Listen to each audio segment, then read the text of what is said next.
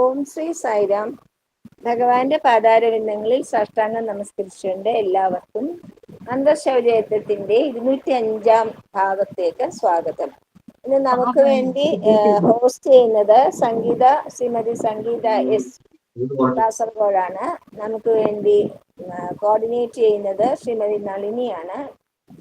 നമുക്ക് വേണ്ടി പറയുന്നതും അനുഭവം പങ്കുവയ്ക്കുന്നതും ശ്രീമതി ശ്രീദേവി ശ്യാം ട്രിവാൻഡ്രമാണ്.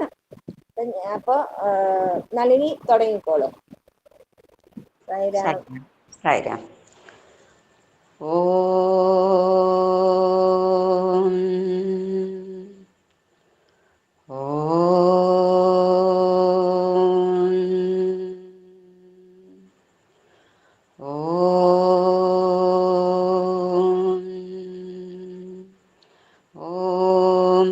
സായീശ്വരായ വിദ്മഹേ സത്യദേവായ ധീമഹി തന്നഃ സർവഃ പ്രചോദയാത്.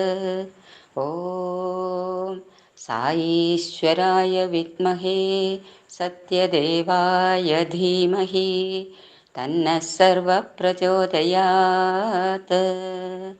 ഓം സായീശ്വരായ വിദ്മഹേ സത്യദേവായ ധീമഹി തന്നഃ സർവഃ പ്രചോദയാത്.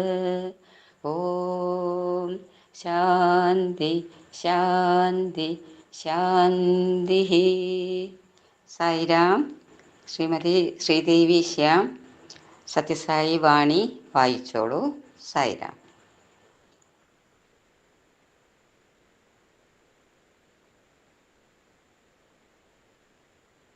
സായിരാം മ്യൂട്ടാണല്ലോ. ഓഡിയോ ആണല്ല. സായിരാം സായിരാം സായിരാം. എന്റെ പ്രിയപ്പെട്ട വത്സല ചേച്ചി, നളിനി മാം, എന്റെ എല്ലാവർക്കും, ഇത് കേൾക്കുന്ന എല്ലാവർക്കും എന്റെ സായിരാം. ഇതെനിക്കൊന്ന് വീണ് കിട്ടിയ ഒരു അവസരമാണ്. ബാലവികാസിന്റെ ആയതുകൊണ്ട് ബാലവികാസ് കുട്ടികളോട് തന്നെ സ്വാമി സംസാരിച്ച കുറച്ച് കാര്യങ്ങൾ വായിക്കാം. നിങ്ങൾ എല്ലാവരും വിദ്യാലയത്തിൽ പഠിക്കുന്നതുകൊണ്ട് പറയും വിദ്യാർത്ഥികളാണെന്ന്. അവിടെ പല വിഷയങ്ങൾ പഠിക്കുന്നു. വലുതാവുമ്പോൾ ചിലപ്പോ ആ വിഷയം ആസ്പദമാക്കി തന്നെ ഉദ്യോഗത്തിൽ പ്രവേശിക്കുകയും ചെയ്യും. എന്നാൽ നിങ്ങൾ പഠിക്കേണ്ടതും ചെയ്യേണ്ടതുമായ കാര്യങ്ങളെ പറ്റി ഞാൻ നിങ്ങളോട് സംസാരിക്കാം. സൗമ്യമായും മധുരമായും വേണം നിങ്ങൾ ഓരോരുത്തരോടും സംസാരിക്കാൻ. നിങ്ങൾക്ക് കാക്കയുടെ ശബ്ദം ഇഷ്ടമാണോ? അത് കാ കാ എന്ന് ശബ്ദിക്കാൻ തുടങ്ങുമ്പോൾ തന്നെ നിങ്ങൾ അതിനെ ഓടിച്ചു കളയുന്നു. എന്നാൽ കുയിൽനാദമോ? നിങ്ങൾ കുയിലിനെ കണ്ടു കാണും, അതിന്റെ ശബ്ദം കേട്ട് കാണും. കുയിൽ രൂപം കൊണ്ട് കാക്കയെ പോലെ തന്നെയാണ്. എന്നാൽ അവയുടെ മധുര സ്വരമോ എല്ലാവരും ഇഷ്ടപ്പെടുന്നു.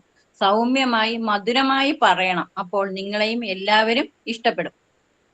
പഞ്ചേന്ദ്രിയങ്ങളുടെ സ്വഭാവം എല്ലാവർക്കും അറിയാം.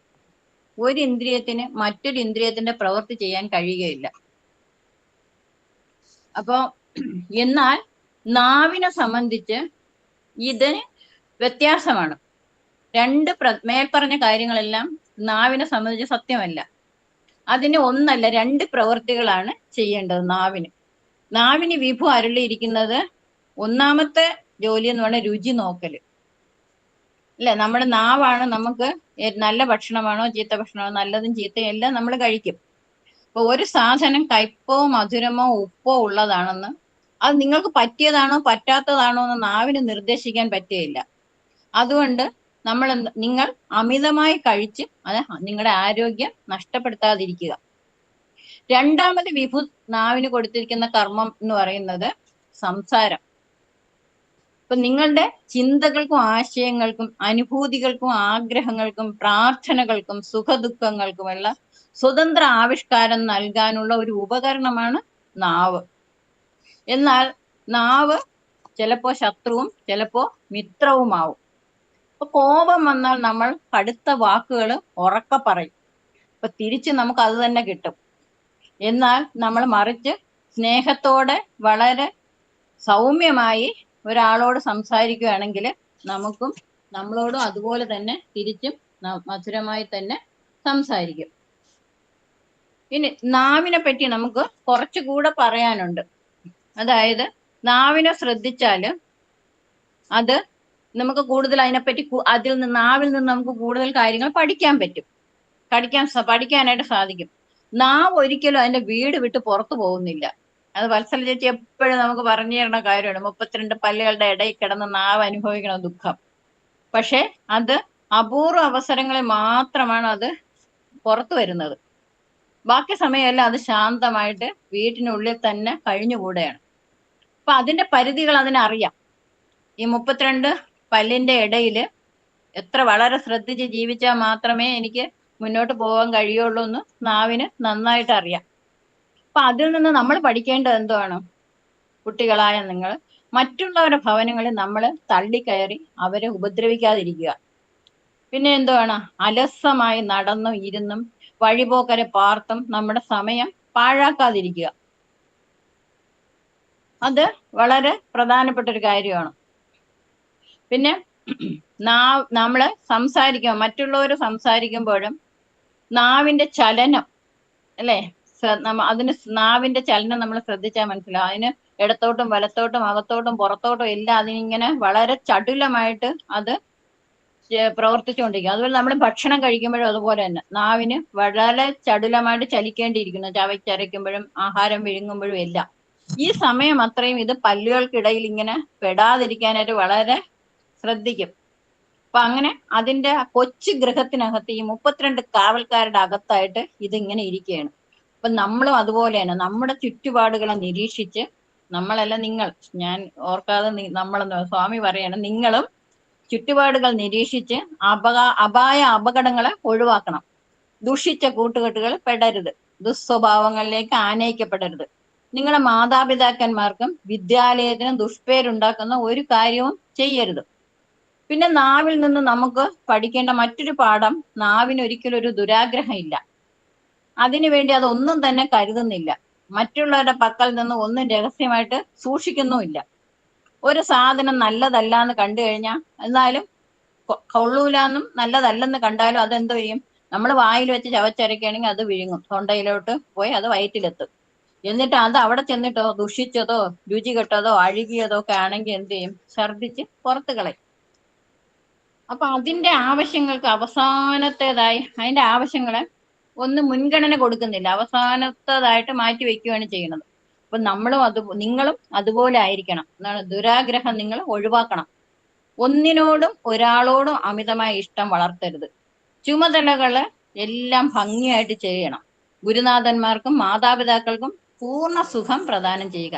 സഹായിക്കുന്നിടത്തോളം, അവരെ കൊണ്ടാവുന്നിടത്തോളം എല്ലാവരെയും സഹായിക്കുക. ദിവസവും അല്പനേരമെങ്കിലും ശാന്തമായിട്ടിരിക്കാൻ പരിശീലിക്കുക. നിങ്ങൾക്ക് ഇഷ്ടപ്പെടാതെ എന്തെങ്കിലും സംഭവിച്ചാലും നിങ്ങൾ പ്രതികരിക്കരുത്, ശാന്തമായി തന്നെ ഇരിക്കണം. അപ്പൊ ഈശ്വരൻ എങ്ങനെയാണ്? നമ്മുടെ പ്രാർത്ഥനകൾക്ക് വഴങ്ങുന്ന ഒരാളാണ് ഈശ്വരൻ. നമുക്കപ്പോ ഈശ്വരൻ കടപ്പെടും. അപ്പൊ അതിനാല് കുറച്ച് സമയം നമ്മൾ ഈശ്വര പ്രാർത്ഥനയ്ക്കായിട്ട് നമ്മുടെ നാവിനെ ഉപയോഗിക്കണം. പിന്നെ സ്വാമി പറയണത്, മറ്റൊരു കുട്ടിയുടെ ബുക്കോ പേനയോ ഒന്നും നിങ്ങൾ മോഷ്ടിക്കരുത്, അത് അവരെ വേദനിപ്പിക്കും. പിന്നെ അതുപോലെ തന്നെ നമ്മൾ മറ്റുള്ളവരുടെ കുറ്റം പറയരുത്. അപ്പൊ മറ്റുള്ളവരെ പറ്റി നമുക്ക് എന്തെങ്കിലും കുറ്റം പറയുകയാണെങ്കിൽ അവരുടെ നന്മയെ പറ്റി മാത്രമേ നമ്മൾ സംസാരിക്കാൻ പാടുള്ളൂ. നിങ്ങൾക്ക് ഒരാളെ ഇഷ്ടമില്ലെങ്കിൽ അയാളിൽ നിന്ന് നിങ്ങൾ അകന്നു നിൽക്കുക. അയാളുടെ കീർത്തിക്ക് കരി പുരട്ടാതിരിക്കുക. അപ്പൊ പിന്നെ സ്വാമി പറയുന്നത്, മാതാപിതാക്കന്മാരെ സന്തോഷിപ്പിക്കുന്നതിന് ആവും വിധം ഭംഗിയായി ശ്രമിക്കുക. വീട്ടിൽ ജീവിക്കുന്ന 2 ഈശ്വരന്മാരാണ് മാതാവും പിതാവും. അപ്പൊ അവരാണ് നിങ്ങൾക്ക് ജീവൻ നൽകിയതും നിങ്ങളുടെ ആരോഗ്യത്തിനും സന്തുഷ്ടിക്കും നിങ്ങൾ അവരോട് കടപ്പെട്ടിരിക്കുന്നു. അപ്പൊ നമ്മള് വളരെ ശ്രദ്ധയോടുകൂടി, പിന്നെ വീട്ടിലുള്ള മുതിർന്ന ആൾക്കാർ, അതായത് നമ്മുടെ ഗ്രാൻഡ് പാരൻസ്, അച്ഛനായാലും അപ്പൂപ്പൻ അമ്മുമ്മ അങ്ങനെയുള്ളവരോടും വളരെ ശ്രദ്ധയോടുകൂടി മിണ്ടാതിരിക്കുക, രീതിയിൽ കൂടെ കേൾക്കും. ശ്രദ്ധയോടുകൂടി നമ്മൾ അവരോട് പെരുമാറണം. പിന്നെ എന്തുവാണ്? പിന്നെ അതുകൊണ്ടാണ് നമ്മളെ പിതൃദേവോ മാതൃദേവോ എന്ന് പറയണത് അതിനെ ഉദ്ദേശിച്ചാണ്. ഈശ്വരന്മാരാണ്, അച്ഛനും അമ്മയും ഈശ്വരന്മാരാണ്. പിതൃദേവോ മാതൃദേവോ എന്ന് പറയുന്നത് അതുകൊണ്ടാണ്.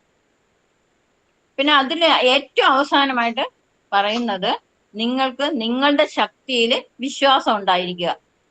ഞാൻ സ്വയം, സ്വാമി എപ്പോഴും പറയും, നിങ്ങൾ ഈശ്വരനാണ്, ഞാനും ഈശ്വരനാണ്, പക്ഷെ നിങ്ങൾ അത് അറിയുന്നില്ല, ഞാൻ അത് അറിയുന്നു. ഭഗവാൻ അത് നമ്മളെ മനസ്സിലാക്കി തരുന്നതിന് വേണ്ടിയിട്ടാണ് ബാലവികാസ് തുടങ്ങിയത്. അപ്പം ബാലവികാസിന്റെ പ്രധാന ലക്ഷ്യവും അതാണ്. അപ്പൊ അതുകൊണ്ട് എല്ലാവർക്കും സ്വയം ഒരു വിശ്വാസം, അല്ലെങ്കിൽ നമ്മുടെ ശക്തിയെ പറ്റി നമുക്ക് ഒരു വിശ്വാസം എപ്പോഴും ഉണ്ടാവണം. പിന്നെ സ്വാമി പറഞ്ഞ നിങ്ങള് ബാലവിഹാറിലെ അംഗങ്ങളാണ്, അല്ലെങ്കിൽ കുട്ടികളാണ്. അവര് മറ്റു കുട്ടികൾക്ക് മാതൃകയായിട്ട് ശോഭിക്കണം. നിങ്ങളുടെ പെരുമാറ്റവും നിങ്ങളുടെ ഇതും കണ്ടിട്ട് ഇവര് സത്യസായി സംഘടനയിലെ കുട്ടികളാണ് എന്ന് മറ്റുള്ളവരെ കൊണ്ട് നിങ്ങൾ പറയിക്കണം. അതാണ് ഏറ്റവും പ്രധാനപ്പെട്ട കാര്യമായിട്ട് പറയാനുള്ളത്. ഇത് 1969 ഭഗവാൻ ബോംബെ ധർമ്മക്ഷേത്രത്തിൽ കുട്ടികളോട് നടത്തിയ പ്രഭാഷണത്തിലെ പ്രസക്ത ഭാഗങ്ങളാണ്. സായിരാം. സായിരാം. ഇനി അനുഭവം വിവരിച്ചോളൂ. സായിരാം. സായിരാം.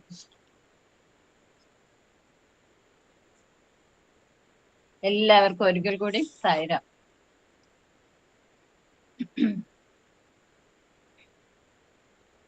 ഞങ്ങള് വളരെ കുട്ടികളായിട്ട്, അതായത് വളരെ ചെറിയ കുട്ടികളായിരിക്കുന്ന സമയത്ത് സത്യസായ സംഘടനയിൽ വന്നവരാണ് ഞാനും എന്റെ ബ്രദറും.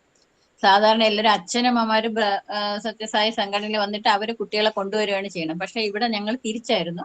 ഞങ്ങളാണ് ആദ്യമായിട്ട് പോയതും ഞങ്ങളാണ് സ്വാമി ആരാണെന്ന് ഞങ്ങളുടെ പാരന്റ്സിനെ മനസ്സിലാക്കി കൊടുത്തത്. അപ്പൊ ഞാനും എനിക്കും അനിയനും, അപ്പം ഞങ്ങള് വളരെ ചെറുതായിരുന്ന സമയം ഞങ്ങളുടെ അമ്മാവിന് ഒരു ഫോട്ടോ കിട്ടി. അപ്പൊ അത് ഈശ്വരനാണ്, ഭഗവാനാണെന്നൊക്കെ പറഞ്ഞ് അമ്മാവിന് കൊടുത്തു. അമ്മാവ് അത് കൊണ്ടുവന്ന് വീട്ടിൽ വെച്ച് അതില് സാമ്പ്രാണി തിരി കത്തിക്കുകയും വിളക്ക് ഇതൊക്കെ ചെയ്യുകയും ചെയ്യും. അപ്പൊ ഞങ്ങളും പോയി നിന്ന് തൊഴും, ആരെന്നറിയില്ല. അപ്പൊ ഞങ്ങളും പോയി നിന്ന് തൊഴുവുമായിരുന്നു. എന്നിട്ട് അവസാനം വേറെ ആരും മാമന്റെ അടുത്ത് തന്നെ പറഞ്ഞു കൊടുത്തു, ഇത് ഈശ്വരനൊന്നും അല്ല, വെറുതെയാണ്, നിങ്ങൾ ഇത് എന്തിനാ വീട്ടിൽ വെച്ചേക്കണേന്നൊക്കെ പറഞ്ഞ് വീട്ടിൽ വന്നവര് മാമന്റെ അടുത്ത്. അപ്പൊ മാമ എന്താ ഈ ഫോട്ടോ എടുത്തങ്ങ് മാറ്റി കഴിഞ്ഞപ്പോ അനിയൻ പറഞ്ഞു, മാമ ആ ഫോട്ടോ എനിക്ക് തരുമോ എന്ന് ചോദിച്ചു. അപ്പം നമ്മൾ ഈ 5-6 ദിവസം തൊഴുതൊക്കെ ഒരു അടുപ്പം ഇതിന്റെ അടുത്ത്. അപ്പം കൊണ്ടുപോയിക്കോന്ന് പറഞ്ഞു. ഞങ്ങൾ അത് കൊണ്ടുവന്ന് പൂജാമുറിയിൽ, അന്ന് വലിയ പൂജാമുറിയൊന്നും ഇല്ല, വളരെ വർഷങ്ങൾക്ക് മുമ്പല്ലേ. അപ്പം എന്നാലും അവിടെ കൊണ്ടുവച്ചിട്ട് ഞങ്ങള് ലിംഗാഷ്ടകവും അത് ഇതൊക്കെ എന്നും പറയണ രാമരാമയും അത് ഈ ഭജനയൊന്നും അന്ന് അറിയില്ല, ഒരു ഭജനയും അറിയില്ല. അപ്പൊ നമ്മൾ സാധാരണ പറയുന്ന കാര്യങ്ങളൊക്കെ പറയും. അങ്ങനെ കുറെ നാൾ കഴിഞ്ഞപ്പം 1972 1972 ഞങ്ങളുടെ പേരൂർക്കട മണ്ഡലി രൂപം കൊള്ളുന്നത്. അന്ന് ഞങ്ങൾ വളരെ ചെറിയ കുട്ടികളാണെങ്കിലും നമ്മളും ഈ സംഘടന വന്ന് ഇങ്ങനെ ഒരു സത്യസായി മണ്ഡലി രൂപം കൊള്ളണം, നിങ്ങൾ വരണം എന്ന് പറഞ്ഞാൽ അതിന്റെ 2-3 മാമന്മാരുണ്ട്, അവരെല്ലാരും വന്ന് ഞങ്ങളെ വിളിച്ചു. ഞങ്ങളും അവിടെ ചെന്നപ്പോൾ ഞങ്ങളുടെ കയ്യിൽ ഇരിക്കുന്ന ഫോട്ടോയുടെ വലിയ രൂപമാണ് അവിടെ. അപ്പോഴാണ് ഞങ്ങൾക്ക് മനസ്സിലായത് ഭഗവാനാണെന്നും. ഇത് പിന്നീടാണ് അതിന്റെ ഭജനകൾ ഞങ്ങൾ പഠിച്ചതും ഇതെല്ലാം. അത് കഴിഞ്ഞ് 74 ആയപ്പോഴാണ് ഞങ്ങളുടെ സത്യസായി പേരൂർക്കട മണ്ഡലിൽ ഒരു ബാലവികാസ് തുടങ്ങുന്നത്. അപ്പൊ അത് ജഗദമ്മ ആന്റിയാണ് ക്ലാസ് എടുത്തോണ്ടിരുന്നത്. അപ്പൊ അവിടെ നിന്നാണ് അന്ന് ഭഗവത്ഗീത ഈ സ്തോത്രങ്ങളൊന്നും അന്ന് പഠിക്കണ്ട, അന്ന് അതിന്റെ ആദ്യ ഭാഗം മാത്രം പഠിച്ചാൽ മതി. അപ്പൊ അങ്ങനെ ഞങ്ങളും ബാലവികാസൊക്കെ പഠിച്ചു. ഞങ്ങൾ ബാലവികാസ് കുട്ടികളായിട്ട് ഞങ്ങൾ കോമ്പറ്റീഷൻസിനൊക്കെ പാപ്പനംകോട് സമിതിയിലാണ് പോയിക്കൊണ്ടിരുന്നത്. അങ്ങനെ തുടർന്നുകൊണ്ടിരുന്നു. എന്നിട്ട് അത് കഴിഞ്ഞിട്ട് 1978 ഞാൻ ആദ്യമായിട്ട് സ്വാമിയെ കാണുന്നത്. പുട്ടപ്പർത്തിയിൽ പോയി സ്വാമിയെ കാണുന്നത് 1978. അന്ന് ഞങ്ങളൊക്കെ ബാലവികാസ് കുട്ടികളാണ്. സ്വാമിയുടെ അടുത്ത് അന്ന് ഇത്രയും വലിയ തിരക്കും ബഹളമൊന്നുമില്ല. ക്യൂവില് ഇങ്ങനെ ഇരുന്ന് കഴിഞ്ഞാൽ എല്ലാവരുടെ അടുത്തും സ്വാമി വരും. അപ്പൊ അങ്ങനെ നമ്മുടെ അടുത്തും വന്നു. ഞങ്ങൾ വിഭൂതി കയ്യിൽ വെച്ചിട്ട് ഇങ്ങനെ കാണിച്ചപ്പോൾ സ്വാമി 2 കൈയും അപ്പുറവും ഇപ്പുറവും വെച്ച് വിഭൂതി ബ്ലസ് ചെയ്ത് തന്നു. ഇതൊക്കെ ഭയം. പിന്നെ എത്രയോ പ്രാവശ്യം സ്വാമിയുടെ പാദം നമസ്കാരം എടുത്തു. കാരണം അപ്പുറവും ഇപ്പുറവും ഒക്കെ നിൽക്കണവർക്ക് സ്വാമി കാര്യം പറയുമ്പോൾ നമ്മൾ കുട്ടികളല്ലേ, നമ്മൾ ചുമ്മാ തൊഴുതുകൊണ്ടിരിക്കും. അപ്പൊ നമ്മൾ ഒന്ന് നോക്കി ചിരിച്ചിട്ടങ്ങ് പോകും. അപ്പൊ അങ്ങനെയൊക്കെ അത്രയും ഭയങ്കര ക്ലോസ് ആയിട്ടുള്ള ഇത് സ്വാമിയുടെ അടുത്തുനിന്ന് കിട്ടിയിട്ടുണ്ട്. അപ്പൊ അങ്ങനെ വർഷങ്ങൾ കഴിഞ്ഞു. പിന്നെ 85 കുറെ നാൾ കഴിഞ്ഞപ്പോ എന്റെ മാരേജ് ഒക്കെ കഴിഞ്ഞ് ഞാൻ ഇവിടുന്ന് അങ്ങ് ഹസ്ബൻഡിന്റെ വീട്ടിലോട്ട് പോയി. അപ്പം ഒരു 4-5 വർഷം എനിക്ക് ഇതിന്റെ ഒന്നിനും പങ്കെടുക്കാനും ഒന്നും പറ്റിയില്ല. പിന്നെ 92 ആയപ്പോ, അതായത് 1992 എന്റെ ബ്രദറിന്റെ മാരേജ് ആയിരുന്നു. അത് ഭഗവാന്റെ റൂമിൽ വെച്ചായിരുന്നു. ഭഗവാനാണ് അത്. ഞാൻ മുമ്പ് ഒരു ദിവസത്തെ അനുഭവത്തിൽ ഞാൻ ആ മാരേജിനെ പറ്റി ഫുൾ പറഞ്ഞിരുന്നു. ഭഗവാൻ നമുക്ക് അങ്ങനെ ഭഗവാന്റെ അടുത്ത് നമുക്ക് റൂമിൽ വെച്ചായതുകൊണ്ട് ഭഗവാന്റെ അടുത്ത് ഇന്റർവ്യൂ ലഭിച്ചു. ഭഗവാൻ ക്രിയേറ്റ് ഇത് സ്വാമി അത് താലി ക്രിയേറ്റ് ചെയ്താണ് അനിയന് വൈഫിന് കെട്ടാനായിട്ട് കൊടുത്തത്. അതെല്ലാം നമുക്ക് കാണാൻ പറ്റി. അടുത്തിരുന്ന് നേരെ മുമ്പിലിരുന്ന് കാണാനുള്ള ഭാഗ്യം ഭഗവാൻ തന്നു. പിന്നെ അത് കഴിഞ്ഞിട്ട് ഞാൻ ബാലവികാസിന്റെ അസിസ്റ്റന്റ് ഗുരുവായി. പിന്നെ അത് കഴിഞ്ഞ് കുറച്ച് ദിവസം കഴിഞ്ഞപ്പം ഗുരുവായി. ആ സമയത്ത് നമുക്ക് ഒരുപാട് ക്ലാസ്സുകൾ തന്നത് വത്സല ചേച്ചിയാണ്. വത്സല ചേച്ചിയുടെ ക്ലാസ്സുകളായിരുന്നു അന്ന് നമുക്ക് ഏറ്റവും വലിയ സഹായം. പിന്നെ ലളിതാ സഹസ്രനാമം നമ്മളെ പഠിപ്പിച്ചത് വത്സല ചേച്ചിയാണ്. അപ്പൊ ആ ലളിതാ സഹസ്രനാമത്തിന്റെ ബുക്ക് ഇപ്പോഴും കയ്യിലെടുക്കുമ്പോൾ നമ്മൾ വത്സല ചേച്ചി ഓർക്കും. ചേച്ചിയാണ് അന്ന് അതിനകത്ത് ഇങ്ങനെ ഈ ദേവിയുടെ പ്രസാദങ്ങൾ അതൊക്കെ കൊടുക്കുമ്പോൾ, ചേച്ചിയൊക്കെ കൽക്കട്ടയിലായിരുന്ന സമയത്ത് അവിടെ കിച്ചൂടി എന്ന് പറയുന്ന ഒരു വിഭവം ഉണ്ടാക്കിയതും അതിനെ പറ്റിയൊക്കെ ചേച്ചി ഒത്തിരി പറഞ്ഞു. അപ്പൊ ഇപ്പൊ ഞാൻ ആ ബുക്കിന്റെ സൈഡിൽ കിച്ചൂടി എന്ന് എഴുതി വെച്ചിട്ടുണ്ട്. അപ്പൊ ആ ഭാഗത്തുമ്പോൾ ഞാൻ വിചാരിക്കും ആ വത്സല ചേച്ചിയുടെ കിച്ചൂടി എന്നുള്ളത് പെട്ടെന്ന് ഓർക്കും. അപ്പൊ അങ്ങനെ ആ വളരെ നല്ലതായിരുന്നു. അത് കഴിഞ്ഞ് കുറച്ചു നാൾ കഴിഞ്ഞപ്പോഴത്തേന് പിന്നെ ഞാൻ എഡ്യൂക്കേഷൻ കോർഡിനേറ്ററായി. ഗുരുവിൽ നിന്നും എഡ്യൂക്കേഷൻ കോർഡിനേറ്ററായിട്ട് 9 വർഷം ഞാൻ എൻ്റെ സമിതിയുടെ എഡ്യൂക്കേഷൻ കോർഡിനേറ്ററായിട്ട് തുടർന്നു. അത് കഴിഞ്ഞ് ഞാൻ ജോയിന്റ് DIC ആയി. എഡ്യൂക്കേഷൻ കോർഡിനേറ്റർ സ്ഥാനത്ത് നിന്ന് ജോയിന്റ് DIC ആയി. DIC ആയി കഴിഞ്ഞിട്ട് ഇപ്പോൾ ഞാൻ ഡിസ്ട്രിക്ട് കോർഡിനേറ്ററാണ്. DIC ആയി ഇപ്പൊ തുടരുന്നു. അപ്പൊ പടിപടിയായിട്ട് ഭഗവാൻ ഉയർത്തിക്കൊണ്ട് വന്നതാണ്. ബാലവികാസ് സ്റ്റുഡൻ്റായി, അത് കഴിഞ്ഞ് അസിസ്റ്റന്റ് ഗുരു അങ്ങനെ എന്നെ പടിപടിയായിട്ടാണ് ഭഗവാൻ ഈ തലത്തിൽ ഇവിടെ വരെ എത്തിച്ചത്. അപ്പൊ എനിക്ക് ഭഗവാൻ നൽകിയ അറിവ് അത് എൻ്റെ കുട്ടികളെ പോലെ തന്നെയുള്ള മറ്റു കുട്ടികൾക്കും പകരണം എന്നുള്ള ആഗ്രഹത്തിൽ ഞാൻ ഇപ്പോഴും ബാലവികാസം എടുക്കുന്നു. അതാണ് എൻ്റെ ഏറ്റവും വലിയ ഒരു ആഗ്രഹം. അപ്പൊ എനിക്ക് ജീവനുള്ള കാലത്തോളം ഭഗവാന്റെ ഒരു ഉപകരണമായിട്ട് പ്രവർത്തിച്ച് ഭഗവാന് വേണ്ടി തന്നെ, ഭഗവാന് വേണ്ടിയല്ല എനിക്ക് വേണ്ടി ഭഗവാന്റെ കാര്യങ്ങൾ ചെയ്യണം എന്നാണ് എൻ്റെ ഏറ്റവും വലിയ ആഗ്രഹം. അപ്പൊ അതിന് ആ ആഗ്രഹം ഭഗവാൻ നിറവേറ്റി തരട്ടെ എന്നാണ് ഇപ്പോഴുള്ള പ്രാർത്ഥനയും തുടർന്ന് പോകുന്നതും. എല്ലാവർക്കും സായിരാം. സായിരാം. ഭഗവാന്റെ പ്രസന്റേഷൻ. ప్రవృత్తి మార్గం అనుసరించటం చేతనే as he follows the external trend, ఈ విధమైనటువంటి సంయోగ వియోగములకు గురి అయి he is put to union and separation సర్వకాలముల యందు కూడాను అశాంతిని పొందుతున్నాడు and suffers from restlessness at all periods of time. ఇట్టి అశాంతిని పొంది Having been restless, జీవితంలో వ్యర్థం కావించుకున్నటువంటి వాడే రావణుడు. Ravana wasted his life. అతను నిరంతరం కూడాను ప్రవృత్తి మార్గం అనుసరిస్తూ వచ్చాడు. Ravana always followed the external outward trend of తన life. కోరికలను తాను చంపుకోలేక కొడుకును చంపుకున్నాడు. He could not control his desire, and that ultimately led to the death తమ of వాంఛలను తాను చంపుకోలేక తమ వంశాన్ని చంపుకున్నాడు. As he could not control his own weakness, he was responsible for the ruin of the entire clan. తన రాగములను తాను చంపుకోలేక రాజ్యాన్ని భస్మం చేసుకున్నాడు. As he could not control raga attachment, he had to sacrifice his rajya, the kingdom. కట్టకడపటికి రావణుడు బోధించినటువంటిది ఇదియే లోకానికి. This is the teaching of Ravana at the end.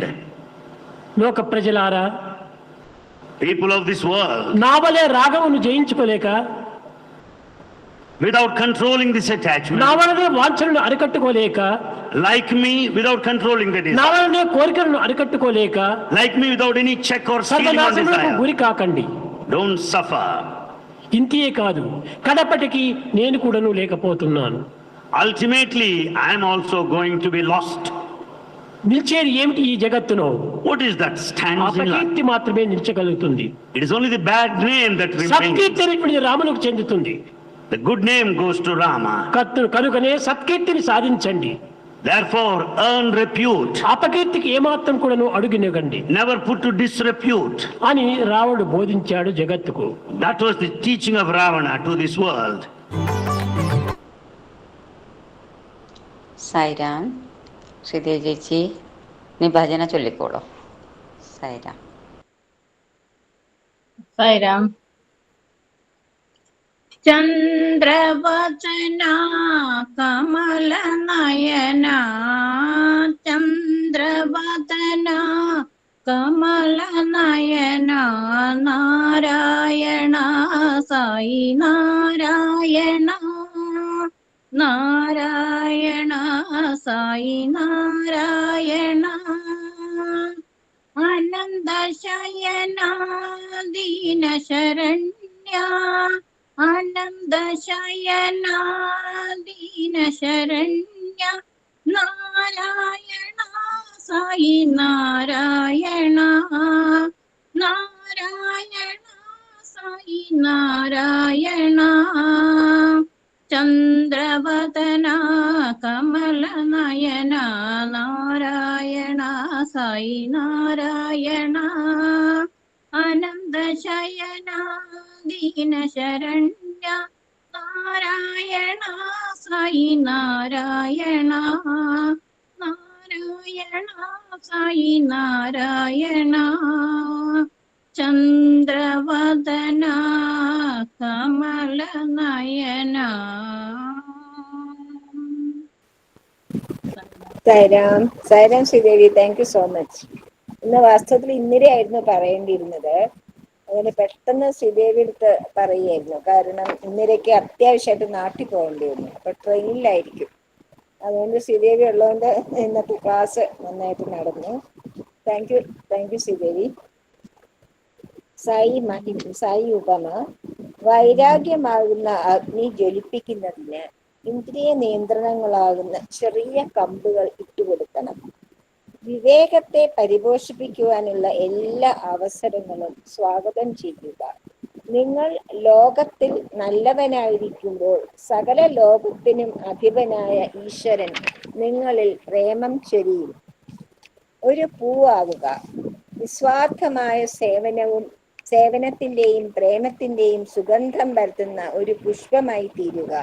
അപ്പോൾ നിങ്ങളാകുന്ന പുഷ്പങ്ങളാൽ ഒരുക്കപ്പെടുന്ന മനോഹരമായ പുഷ്പഹാരം ഞാൻ സന്തോഷത്തോടെ സ്വീകരിക്കുന്നതാണ്. സായിരാം. സായിരാമ. സമസ്തലോക പറയാം. പറഞ്ഞോളാം. സമസ്തലോകാ സുഖിനോ ഭവന്തു, സമസ്തലോകാ സുഖിനോ ഭവന്തു, സമസ്തലോകാ സുഖിനോ ഭവന്തു. ഓം ശാന്തി ശാന്തി ശാന്തി. ജയ്